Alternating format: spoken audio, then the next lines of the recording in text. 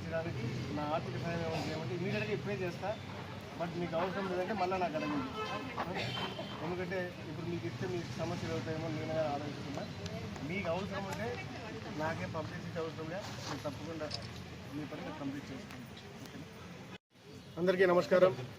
ఈరోజు మీరు చూస్తున్నారు అంగన్వాడీ ఉద్యోగస్తులు చేస్తున్న ధర్నా గురించి.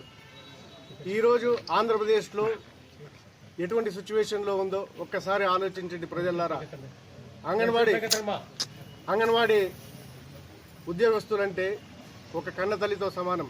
ఎందుకంటే చిన్నపిల్లల్ని వాళ్ళే చూసుకుంటూ వాళ్ళే పెంచుతూ తల్లి కంటే పిల్లలు వాళ్ళ దగ్గరే ఉంటారు.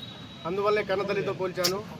ఈరోజు వాళ్ళ సమస్యలు మనం తీర్చలేని పరిస్థితుల్లో ఉంటే ఒక్కసారి ఆలోచించండి, ఈ వైఎస్ఆర్సీపీ గవర్నమెంట్ మనకు అవసరమా?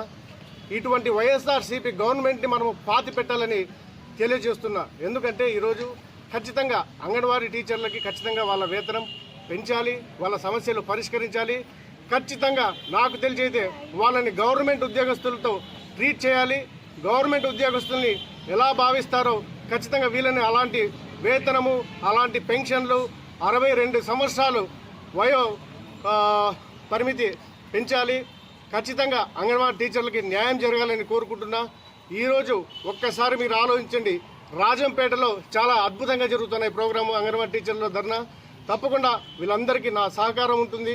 ఖచ్చితంగా వీళ్ళతో పాటు నేను పోరాడడానికి సిద్ధంగా ఉన్నా. ఈరోజు వైఎస్ఆర్సీపీ గవర్నమెంట్ తక్షణమే కదిలి వచ్చి వీళ్ళకి సమస్యను పరిష్కరించాలని కోరుకుంటూ సెలవు తీసుకుంటున్నాను.